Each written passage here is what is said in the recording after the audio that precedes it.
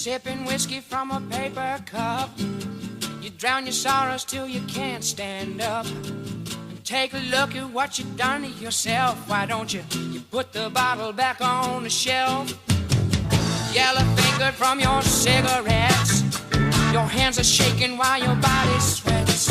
Why don't you look into Jesus? He got the answer.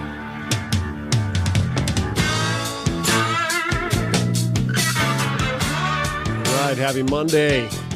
It's another Monday. It is, what are we on, the 7th of, we're not even in May. We're in March, right? 7th of March. Is that what it is today? 7th of March. 14th of March. Look at that, man. Well, good thing I am sitting there looking at a Mission Live breakdown that says right on it, 3/7/22. Probably because I typed that somewhere in there. So I'm that kind of professional, guys. Hey, so thank you for joining us. Thank you for riding along with us this morning on a Monday. Glad to be a part of your day.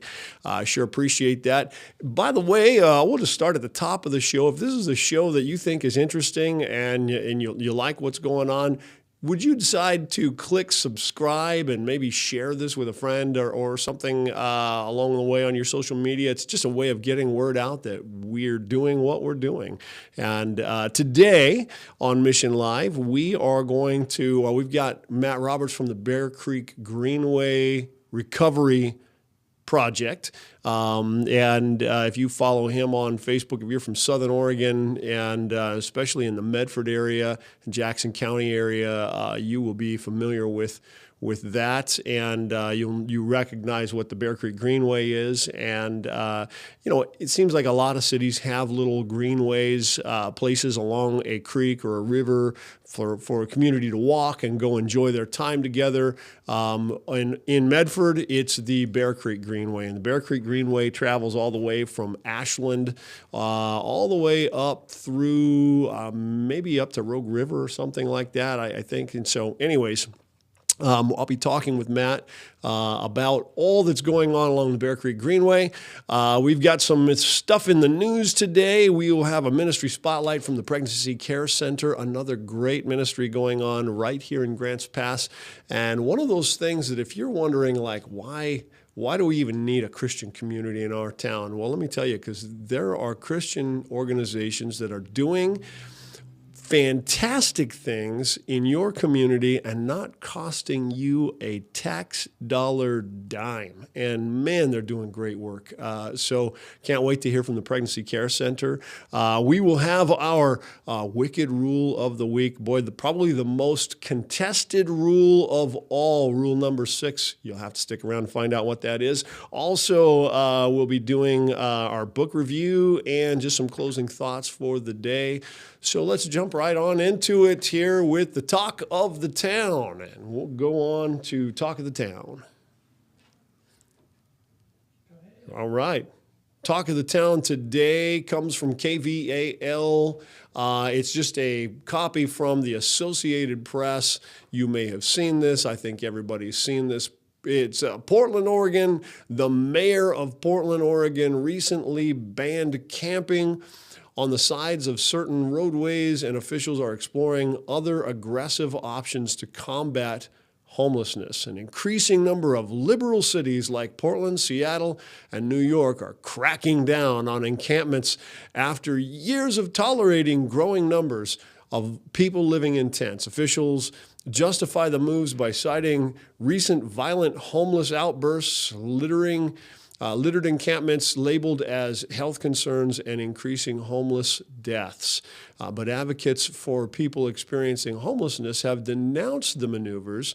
They say that the homeless crisis is being treated as a blight or a chance for cheap political gains. Well, I got to tell you, I definitely think that there is political gains to be made here we're coming up to an election year, and And I don't think they're cheap at all, though. I do think that this is an issue that is costing you and I, the taxpayer, literally billions and billions of dollars. And so what they're doing is they're acting all angry at this problem that was created by them. And in fact, you really got to think about this. Is the homeless person the one to blame in all of this? When you take people who are struggling and funnel them into where they only have a couple of options, and they're struggling to get back on their feet and everything, and then you actually penalize them for working, so they don't get enough money for any subsidies for help, and then the subsidies that you do give them is tents and sleeping bags, and a meal at noon every day or something, and then you tell them they're bad. They're just simply doing what our culture, our society, is certainly our politicians, they're following the funnel exactly where they're being funneled to. And you and I, taxpayer, are underwriting it. Are your taxes just not enough and you feel like you want to pay more? Keep going the way you're doing, man. It's going to definitely help. I know it. So, hey, our second news article comes from the City to City Journal, and the title is "When Anarchy Comes Calling: The Reality of Vancouver's Homeless Camps." And this is out of Canada. And really, if you want to see, we constantly hear how great Canada is, and how much more we should be like them because of all the free subsidies that they get. Well, you really want to see where free subsidies lead to? Go check out Canada. In fact, here's a video clip that is embedded in this news article. It's a great news article, all the links to which will be in our show notes. Check this out. It's time to tell the truth about tent cities in Canada and the activists behind them. In cities across the country, from Vancouver to Toronto to Edmonton and even here in Victoria, these once beautiful and inviting public spaces have become crime-infested slums, virtual no-go zones for families, seniors, and just everyday taxpayers hoping to enjoy their communities. But what many Canadians might not realize is that these encampments didn't just fall out of the sky. Instead, they have actually been organized and deliberately set up by activists in an attempt to pressure local governments to cave to their demands. One such activist is a woman named Chrissy Brett, an individual I first met here in Victoria after she organized the local tent city in the suburb of Saanich back in 2018, a massive eyesore that led to dramatic increases in crime, open drug use, and environmental damage of nearly $1 million.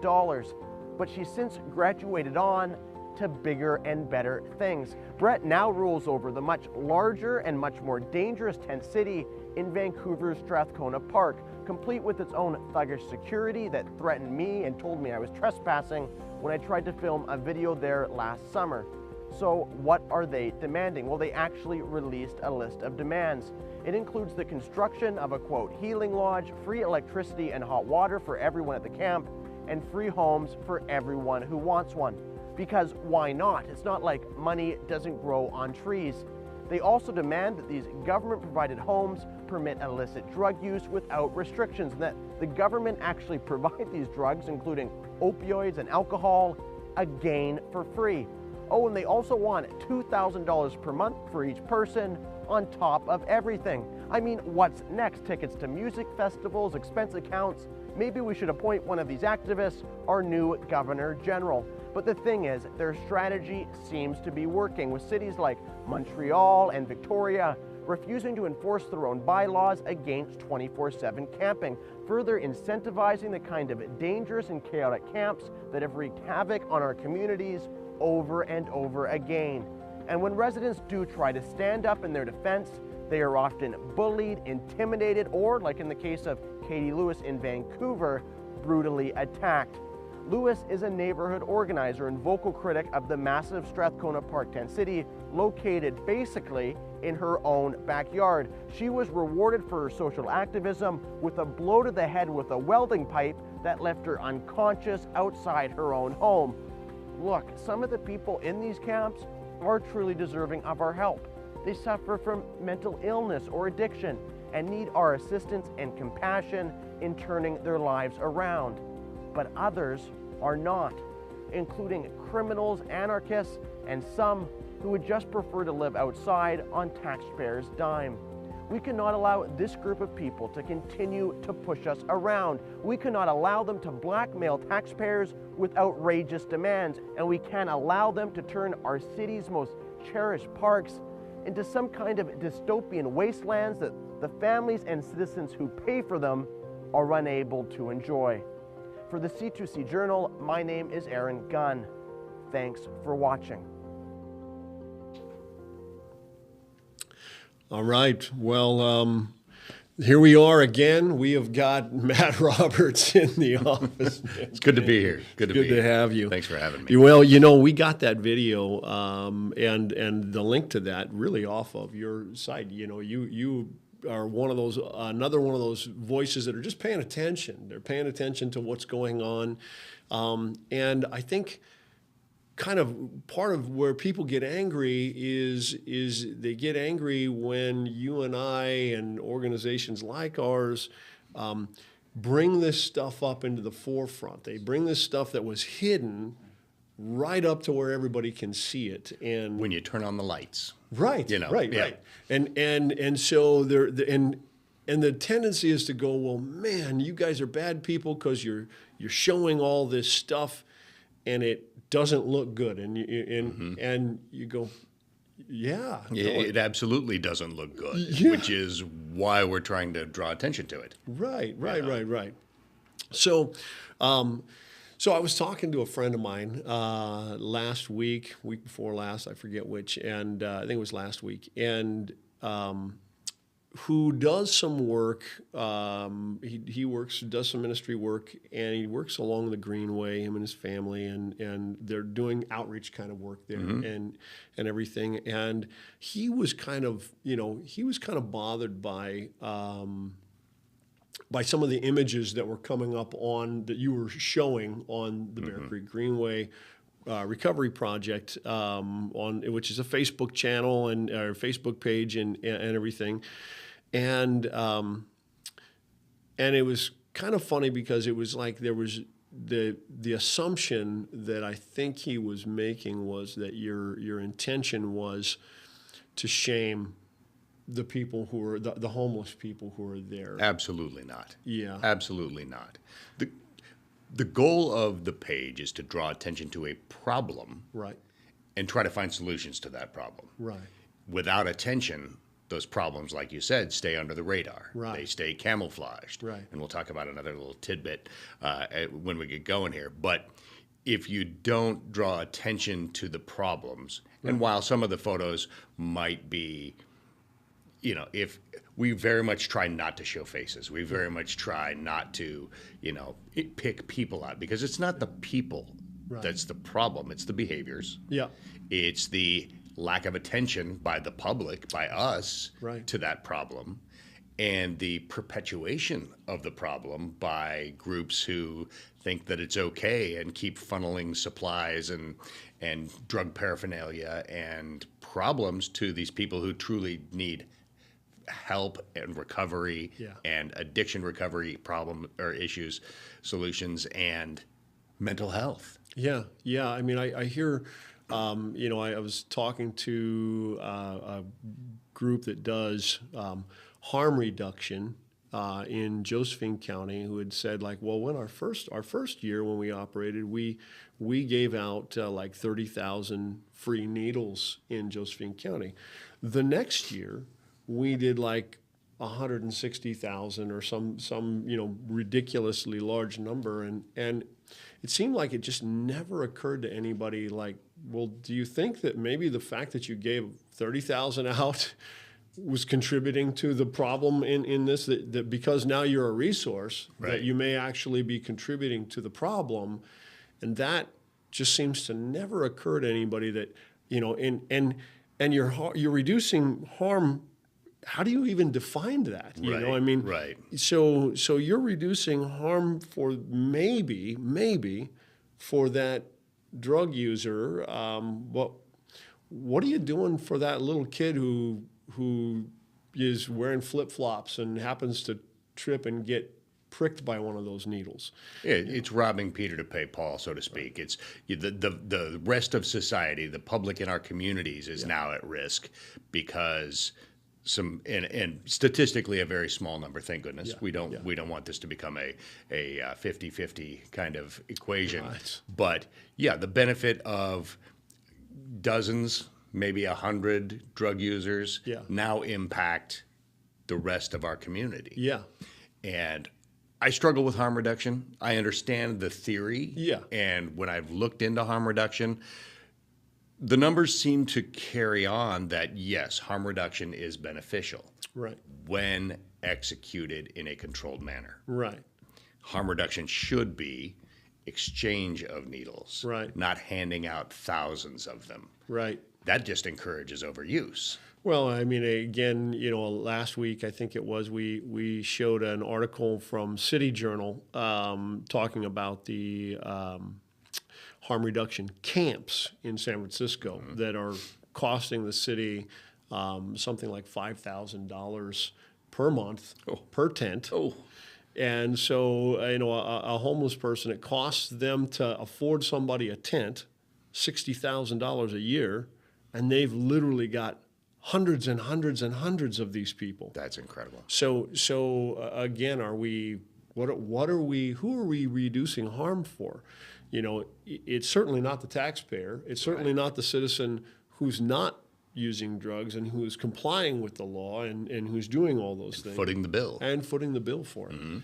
Well, you know, I think that the concerns, you know, and I don't want to, I guess, go away from our conversation missing today, is this aspect that I think is easy. It's easy for people to hack on you or me as guys that are just, you know, angry and spiteful or hateful in some way because we set firm boundaries and because we expose this ugly thing within our community. When the fact that we'd even use the term ugly, that I would use the term ugly, would be, you know, well, you're just judgmental and everything. Exactly. Right. And so we can't actually apply a moral compass to it. And the minute that you do, which I am prone to do because I'm a Christian and Christians have a moral compass, you know, that we just come off as harsh. And I don't know, I mean, I think that the thing that's harsh is that our community has allowed these people to regress as humans into things that we're treating like pets, you know. I mean, we're okay, they deserve a box to sleep in to get them out of the rain, and we should leave a dish of clean food and water out for them, and you know, and you can't really beat them or anything like that, you know, and which is a great argument for pets. It's a great argument for like PETA and stuff like that, you know, be ethical in the way that you treat animals. But we're talking about human beings here. Yeah, our equals from the get-go. Yep. And so you sit there and think, you know, why are we arguing for letting them sleep on the ground in the cold, in the mud, yeah, amongst their waste and you know, whatever. It's the conditions in these tents and in these camps, which I've got lots of firsthand knowledge. Is not a place I would wish anyone to be. No. You know, yet these people are fighting for their right to be there and spreading misinformation about resources, places to stay, like the Gospel Mission, places to get well, get healthy, get back on your feet and move forward. Right. I'm constantly hearing, well, don't you understand that it's addiction and mental illness? And I go, I think if I was out on the street living in these conditions, living in a living hell, that I would be a little depressed. Yeah. and anxious. I'd have anxiety issues. I would have a hard time sleeping. I might start having problems. I'd want to use drugs. I think if I was out there, at least drink, man. I'd want to like just wreck myself because I'm already just trying to cope with the terror of living in those conditions. Oftentimes being the victim of your neighbors. Oftentimes. Yeah. Oftentimes. It's not a safe place to be. It's not a safe place for anybody. Right. Let alone people who are, living there and exposed to the elements and exposed to the other people who are experiencing mental illness and drug addiction issues. And, those are your neighbors. Those are the people who, oh, you have a cool thing. I think I want that. I'm going to beat you up and take it. Right. It's just survival of the fittest. It right? is. Yeah. It is. It's the most base, not basic, but base living conditions that we can have anybody exist in our cities these days. Right. And there are people fighting for their right to do so. Yeah. My page, the Greenway recovery page, Yeah. is focused on finding solutions to the problem. All right. I've spent more time talking to politicians and law enforcement officers and people like yourself with actual solutions. Yeah. That have no understanding that, or the rest of the public doesn't understand that there is a whole community of people trying to rectify this. Right. Meanwhile, we have these mutual aid / harm reduction groups who are specifically asking for camouflage tarps, green and brown tents, so that it's easier for these people to hide in the bushes, remain in the mud and the filth and the danger, and not go to an urban campground, the gospel mission, someplace where it's warm, safe, dry, and they can start over. Yeah. It seems to me like this is all kind of like born out of this idea of I can't judge. It seems like all non-Christians, if they know one verse in the Bible, they'll say, "Well, judge not, lest ye be judged." Right? Mm-hmm. That's my verse, right? And you go, okay, well, what does that even mean? I mean, well, you can't make a decision on whether a behavior is good or bad. And if you have in your mind, you certainly can't say it, and everything. So guys are putting drugs in their arms and feet and noses and everything and lungs that are killing them, doing behaviors that are killing them. And when we go, well, I don't want to say anything because I want to be very non-judgmental. Mm-hmm. And I'm like, okay, but what if by being non-judgmental, you're killing them? You're actually enabling their death. Well, and drug addiction is a 100% fatal disease. Right. It will kill you sooner or later. And likely take some others along the way. Yeah. That's the thing that bugs me is you sit there and go, oh, it's only pot, or something. Yeah. I'm going, okay, great. Well, you're funding a group of people by buying that. You're funding a group of people that don't care about whether your kid drops out of high school or not, mm-hmm. and they're just as apt to sell it to your kid in high school or junior high school, and they don't care if what his outcomes are. All they care about is making money, and if they'll make money on that, wait till they get something into him that's even harder to let go of than pot. Well, I think you bring up a very valid point, is that follow the money. Right. Who's making money on this?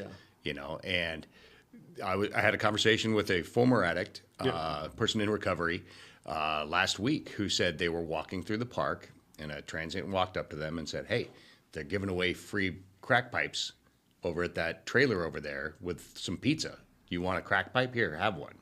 You're kidding me. No, it was it's just handing out Welcome paraphernalia to anybody who wants it. Wow. It's not focused harm reduction. It's nothing other than enabling people to get high more easily and more often. Yeah. Which is a death sentence. Who are we to judge? Yeah, right. Right. Not that there's any problem with any of that, right? It's all good. Yeah. So, this kind of thing. So you say, you're focusing on, in the Bear Creek Greenway project, recovery project, you're just focusing on like things that are like solutions oriented, mm-hmm. basically. talk about some of the solutions that you guys have come up with or come across along the way. There are a lot of misconceptions and misinformation being spread about resources in our valley. Yeah. And you're experiencing the same thing here. For sure. You know, we've become fairly close with the people who run the urban campground. Okay. The Rogue Retreat. Rogue Retreat, sure. You know, and while it's not a perfect solution, it is a solution. People can get off the street. Yep. They can be someplace safe and dry. Yes. They can have food. They can have access to a mailbox. Yeah. They can get a new driver's license. They can receive, you know, their meds. Right. There. So there's basically people from all kinds of host of other agencies all converging into one spot because they're located in one location, and you don't have to hunt them up the miles and miles and miles of the 20 odd miles of Greenway space or 30 odd miles of Greenway space. Here's one location. Now we can go in and offer resources in this one location, which saves us all money because not everybody has to have a separate location and pay rent. And you know, we're looking at a new navigation center in Medford, which I don't think is up and running yet, but there is a shelter in that location right now. Right. I think it's fairly limited space, but they're building this up where it's one-stop shopping for people along the Greenway. And it's very readily accessible. It's right across the street from the Greenway. Yeah. And so and bed space is always, you know, there's no place to go. There's no beds for these people.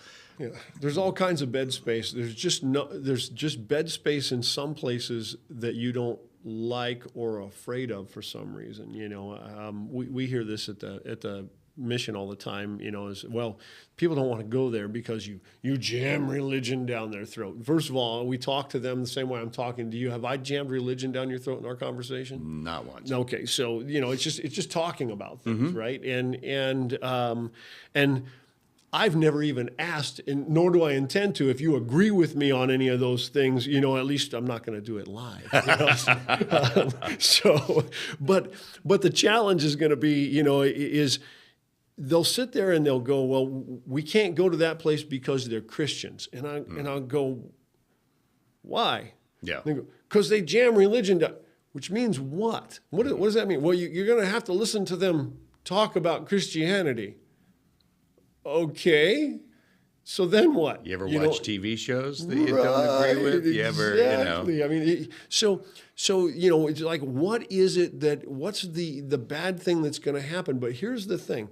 I think what they're afraid is that it's going to be uncomfortable. It's going to be an uncomfortable experience for them. And they're afraid of this uncomfortable experience. So rather than going into a place where there's a bed every night, where they're, you know, with fresh bedding, with, you know, 3 hot meals a day, with showers, access to showers, with counsel, with all of these things, for fear of being uncomfortable, they'd rather sleep in a tent outside in the cold, in the mud, where it's uncomfortable, where they're going to be victimized by everybody around them, because somebody's jamming something down their throat. Yeah. And it's like, where the sense in that? I don't get it. I think, and this is my opinion, but I believe that there is a certain amount. We talked about having that central location. Yeah. A lot of these harm reduction groups require a central clearinghouse location for several reasons. One, it is much simpler logistically to hand out resources. Yep. You know, free tents every week because the last one burned down because they, you know, whatever. Right. Boxes of needles, et cetera. But you don't get PR. You don't get noticed. You don't get donations unless you have a large population in a very visible central location to drive that foot traffic and those donations. Well, and a lot of that, frankly, I mean, there's no worry about that, because this is the navigation center will be city funded, so they're not running on donations. Right. You know, I mean, they may ask for them, and the public may donate to them, but that's not how they run. Unlike the Gospel Rescue Mission and Gospel Rescue Missions in general, which are, they are 100% taxpayer free. You know, I Right. mean, it's just so No $5,000 a tent I don't tax get- bill. Right. I don't ask the government for anything. You know, in fact, I'd rather keep your money. I'd rather you not spend it. We got people that will give to us, you know, because they recognize that we give results, and that's kind of the thing that. That I always I'm curious about is, you know, again, what are your results? Potential navigation center, you know, people who are giving out your harm reduction groups and stuff. What are your results? Give me a cost to benefits analysis and everything to show me that it's worth the investment. And if it's not, give me a way to back out of it. You know, give me a way to back out of it where we go, okay, you were taking my tax dollars to pay for this, but you've proven that it's not effective. Stop taking my tax dollars for this thing. Now you just make it fund itself. You know, go postal. You know, go. You know, NPR or something. You know, where okay, we think we've got something good enough that can just run privately and you know off of the charity of the public and everything. Right. And, okay, do it. You know, do it that way, but stop stealing my tax dollars for it. At some point in time, you know, I don't mind tax dollars building infrastructure in a sense. But if it doesn't run itself, if it doesn't produce good results, stop making everybody pay for it. Exactly.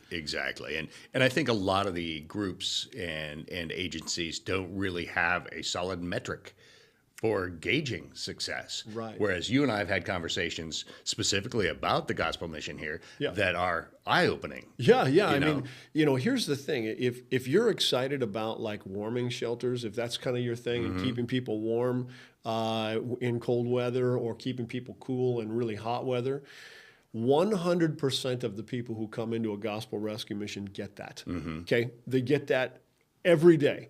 If you like feeding people who are hungry and stuff like that, 100% of everybody who stays in a gospel rescue mission gets food and gets good food, you know, and everything. If you're excited about giving out clothes, man, the gospel rescue mission gives clothes to everybody in their program and everything. If you're excited about giving tents, you know, and sleeping bags, I'll do you one better. I'll put them in a bed. I'll put them in a bed that's safe. In a heated, air-conditioned building. In a heated, air-conditioned building, exactly. So if you're worried about, you know, addiction, you know, and the addiction issue, 100% of our program residents stay clean during their program time, okay? So they stay 100% sober while they're here. And if you're concerned about, you know, mental illness, everybody that comes in this door gets counsel. They're surrounded by a team of people who care for them and who give them counsel. And so I'm going, what's not to like about what we do? You know, and when you're doing it, guess what? The absolute best results that we get is like 1 out of 4 people that walk through our doors will leave with a job and a home.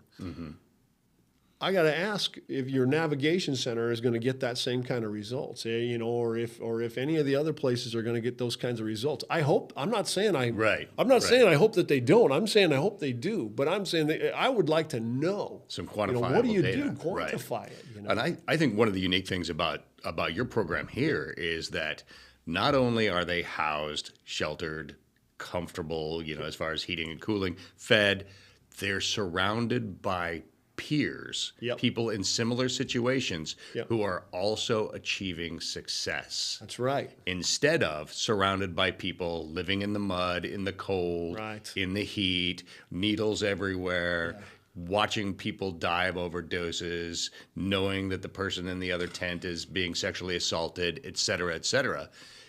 That kind of environment is not healthy for anybody. Nobody gets out of that without help.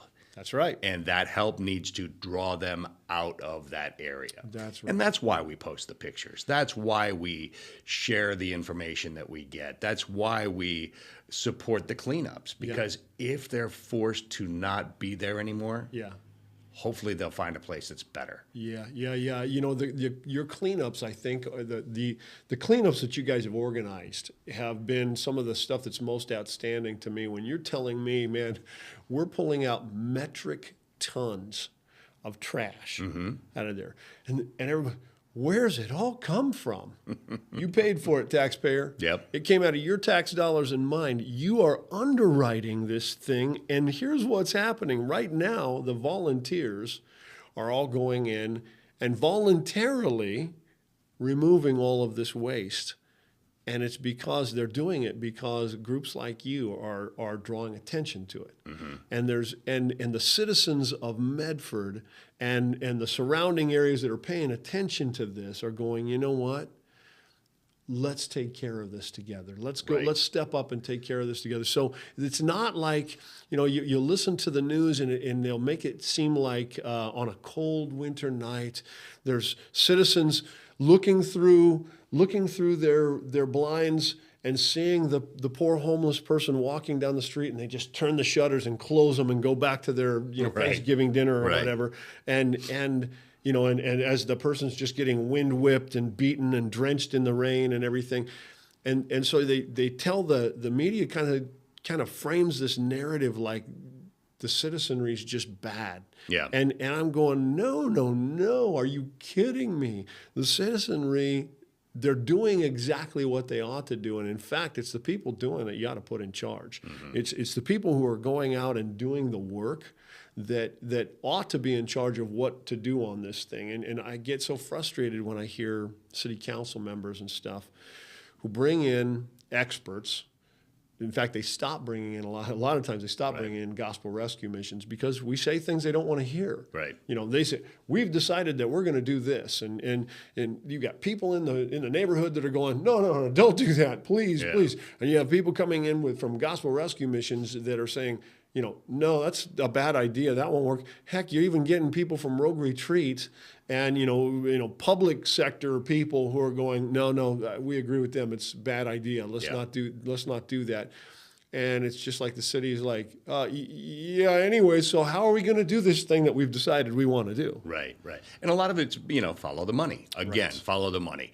And a lot of the liberal cities we've been talking about, Portland, Seattle, San Francisco, even some of the beach communities in Southern California have been experiencing some massive influxes of these camps. They get money. And one thing a lot of people don't understand about Oregon's budgeting process and tax dollars is even if they sold you on a tax by saying all of this money, for instance, is going to go to benefit homeless people. Right.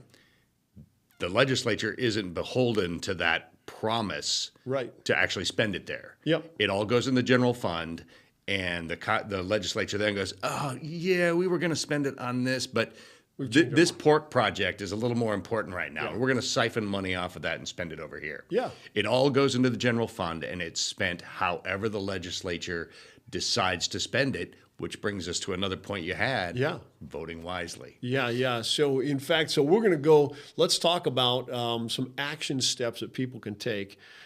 Because really, we can sit and complain about this all day. You're a guy of action. I'm a guy of action, man. Let's just get in and roll up our sleeves and get this thing done. And so some action steps. First action step, show up at your city council meetings and share your concerns. So, by golly, you got to actually let your city council members know, hey, we are not okay with this. Right. I've often said that if you really want to solve the problem, hold them to make every solution that they propose happen in their little ward, wherever their district is, where they represent, have it happen there so that the people who voted for them are part of that solution, and they will either be the solution or that person will get put out of office because they always want to propose. It seems like they always want to propose something in somebody else's backyard to deal with, right? Yeah, let's put this on the outskirts. Let's move this someplace where no one will see it. Right. It's really frustrating. So another thing was vote wisely. Elect good council members that reflect your values, or hey, run for office yourself. Now, one thing that one thing that you and I both get criticized from people who sit there and say, you shouldn't say things like that. You shouldn't post pictures like that. And they'll wag their finger at me. Brian, you shouldn't have those kinds of rules and you shouldn't do it that way or whatever. Right. And to me, that's like, somebody's carrying somebody out of a burning building. And, and there's a hurt person their back doing that. You really shouldn't hurt their back like that. Exactly. Yeah. Somebody's standing across the street criticizing the way you're carrying them. Yes. You're doing the work and they're criticizing, but they're not getting in the burning building themselves. Right. And so get up and get involved, right? Yep. Okay. Absolutely. How about this? Tour a gospel rescue mission near you and discover why they do what they do. If it makes sense, support it. So I get people who contest us on our Gospel Rescue Mission Facebook page all the time. They'll wag their fingers at us. They'll say, "Oh, you're doing it for this, you're doing it for that," and they just want to interject all kinds of bad things about us that are usually not true. Right. If they say, "Brian, you're a jerk," I'll just say, "Talk to my wife. She will tell you I am far worse than they imagine," and she'll spill all the dirt on me and everything. But the truth is like, I always do this. I always say, "I'll tell you what, come on down. I'll give you a tour. I'll let you talk to any of the residents you want to talk to, and I'll walk away so that I don't even know what you talked about, right. And there's no no consequence to them, no consequence to you. You talk to them and ask them any question you want about their stay right. here." And they never seem to want to take me up on it. It's like, I'll walk through, talk to me. We'll talk to the residents, talk to the people that are here, and find out how terrible we are, you know. And what you'll find out is that all of a sudden you'll find out the rules make sense, the things that we do make sense, and at least from a Christian perspective, right. I mean, but that's all I know. That's what I am, man. I mean, I didn't do not Christian very well. It's my thing. Well, all growth processes are painful. Right. Building muscle is painful. Yes. All growth process is painful. What we find is that in 99.9% of the conversations we have with people who are recovering, getting out of homelessness, moving forward, is that it's a painful process, but well worth it. Yeah. And they'll thank you to your face and shake your hand and hug you and cry on your shoulder when they're successful. That's right. That's exactly. But they never thank the people who gave them the needles. That's they right. never thank the people who made it easy to stay in those dismal situations. Man, that is a good point. I'm just going to pause there for a second, because that was a really good point, and because that'll make a nice clip later on. Look for solutions that work without tax cost. Okay, so for me, it's like, and I harp on this government-run operations, and the reason is because bureaucracies have become their own industry. They've become their own industry. So a bureaucracy that is there to solve the problems of a victim.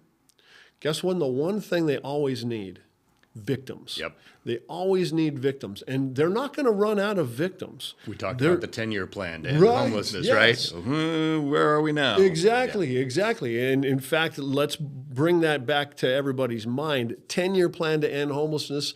Over 10 years ago, every county in the country did it to get money. HUD dollars were tied to it. You can look it up. Just type up 10-year plan to end homelessness and look in your county. There's probably somewhere a link to what's there, and you're going to find a plan to end homelessness that includes all the exact same talking points that we have today, and I'll bet your community hasn't ended homelessness. In fact, I'm betting that it hasn't even put a serious dent in it. And if you're on the West Coast, you've gone the opposite direction. Exactly. And spent 10 times as much money. Exactly. Yeah. And so you just go, well, I want my money back. Right. I want my tax money back. Stop spending money on things that don't work, that patently, obviously do not work. Right. So, and then last thing is volunteer, man. I mean, be a part of the solution. I don't, even with people who volunteer to do things that I don't really agree with. I mean, I'm not a guy who's a fan of like giving out sandwiches in the park and all those kinds of things. But you know what I don't do? I don't really bag on people who do that. It's not my thing. I know what they're trying to do. I think that they're kind of contributing to, to that person not wanting to leave the park because they know that food's coming. But at least here's what they are doing. They're getting up off their rear end and they're going out and doing something, trying to be active in a sense, Right. in a proactive way.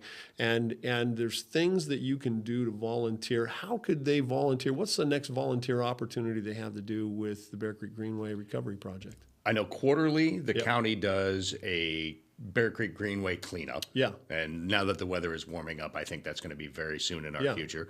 Obviously, there are agencies at work, Rogue Retreat for one, Yep. The Gospel Mission in Medford, Yep. Kelly Shelter, all sorts of places Yep. that do house people. They do get people off the streets. They do have services and resources available. Absolutely check them out. See Yeah. if something fits your There paradigm are and places makes to it go. work for Here you. in Grants Pass, we've got the mission here in Grants Pass. Rogue Retreat just opened up, Foundry Village just a couple months ago in January. They've got a great little program there. It looks good. It's clean. It's a nice, safe place. So if not us, them, but certainly get to involved. work, get involved. Yeah, and that's really good. Brother, thank you so much for your time. It's always a pleasure to be here. Yeah. Always good. Yeah, And thank you. again, if they want to find the Bear Creek Greenway Recovery Project, it's just that Greenway Recovery Project. Greenway Yeah. Recovery Project on Facebook. Yep, on Right. Facebook. All right. All right. Thank you so much. Thank you. All right. Coming up next, our ministry spotlight. This is the Pregnancy Care Center. Check it out.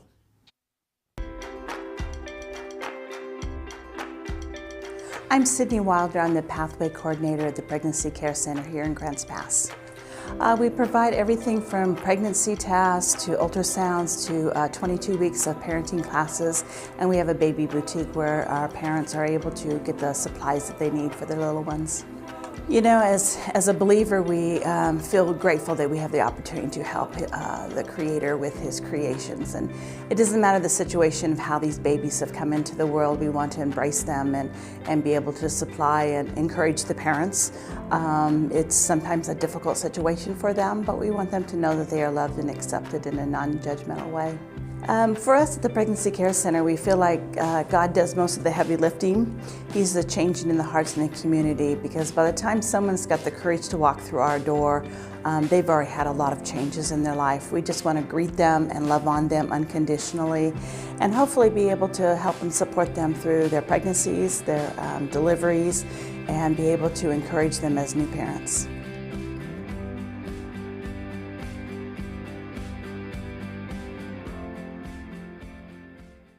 Christ calls us to serve those in need, and the need in the Rogue Valley is urgent. We invite you to partner with the Grants Pass Gospel Rescue Mission in our commitment to serve our community. Whether it is working in the kitchen, teaching our residents, or even tending our garden, your unique talents and gifts as a volunteer are key to effectively caring for our homeless population. Explore the many ways you can serve at grantspassmission.org. Man, what a lot of fun that was talking with Matt. I sure enjoy just his insights on things and love guys that are out there trying to do something good. Wanted to thank my friends at Tailholt Coffee this morning. They're not a sponsor of this show, but they make really great coffee there in Rogue River, tailholtcoffee.com. Check them out. And today we have our rule of the week. This is the big one, rule number 6. Rule number 6. You are to remain nicotine-free during your stay at the mission. You are not allowed to smoke, chew, or use any tobacco products while you are a resident, either on or off GRM property.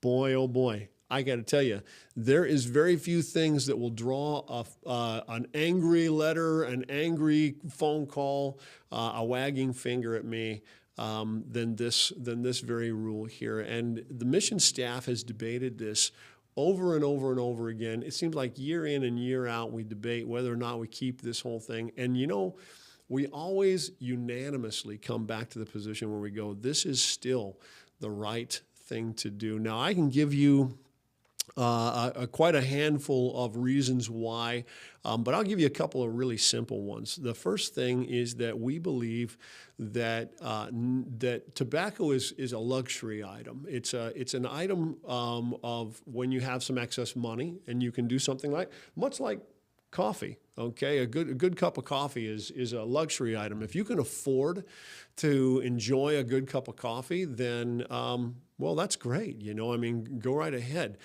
If you're not paying your bills, if you are not paying for your existence in life, if you have debts to society and you're not taking care of your children and these kinds of things, then to spend your resources, and that's either your treasure, your money, or your talents in your efforts, going around trying to bum smokes off of everybody, that in fact then becomes a sinful behavior. It's something that you are prioritizing it in a wrong way.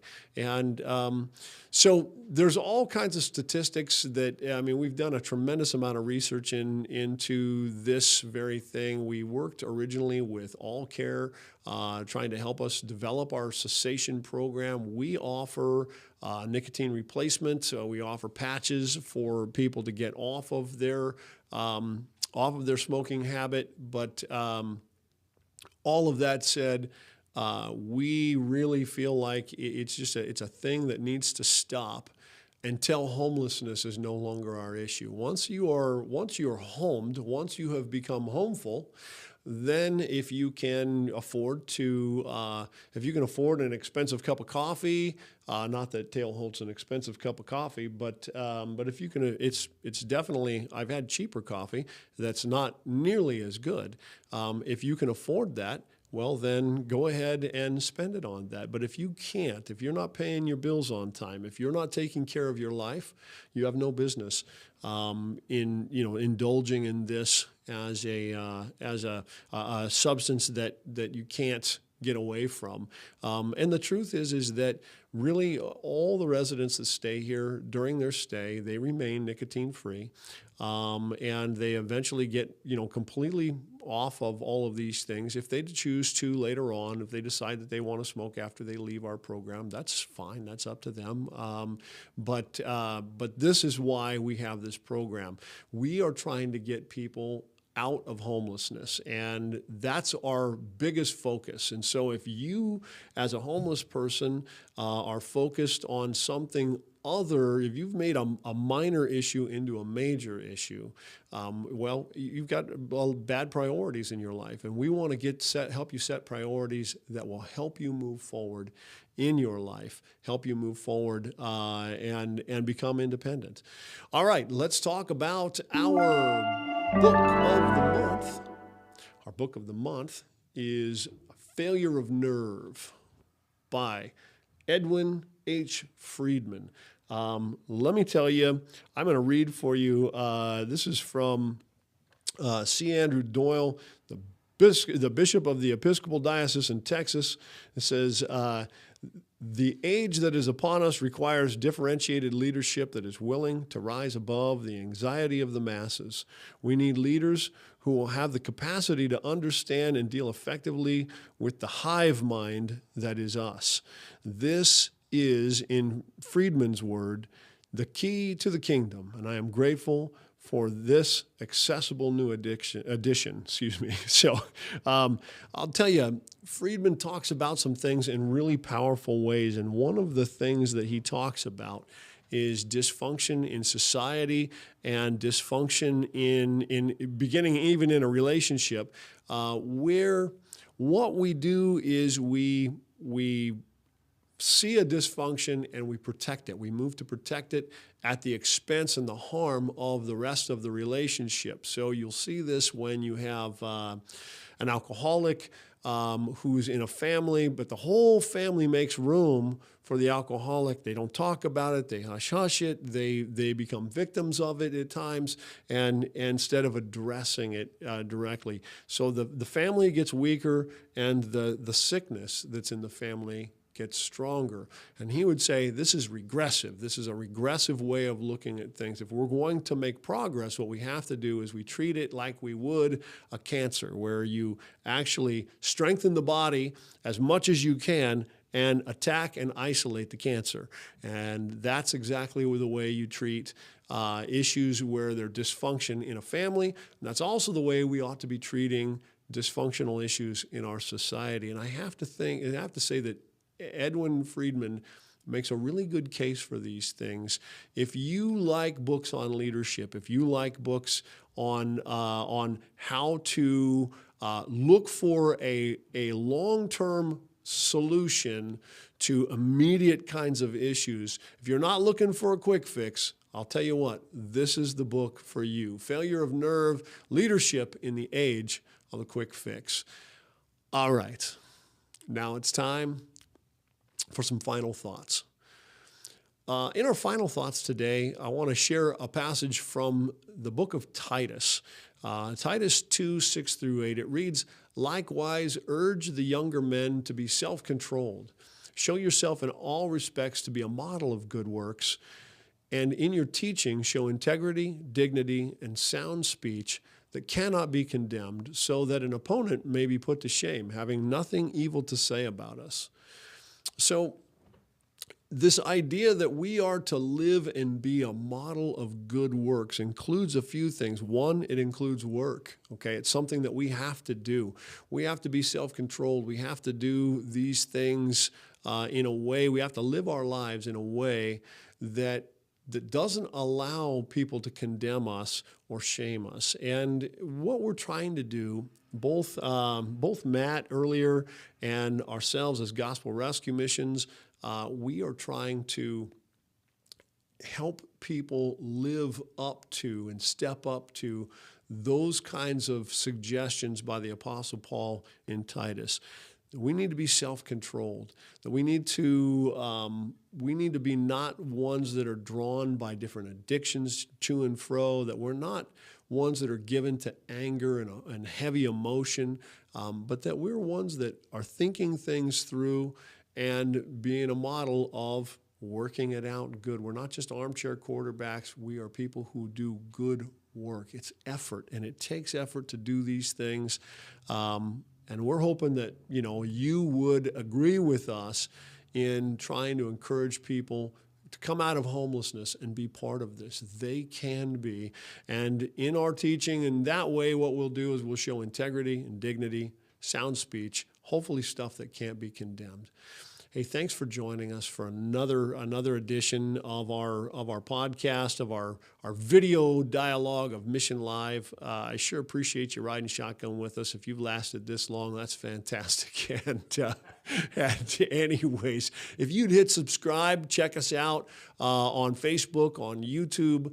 Share these things with us. We will be kind of breaking this up into clips and things that you can maybe get little sound bites out of along the way. If you thought somebody made a good comment along the way here in this conversation, again, I hope you have a great week. God bless you. Pray for those who are homeless today, that they would want to leave homelessness behind, and maybe that they'd even come and join a gospel rescue mission. God bless you. Have a great day.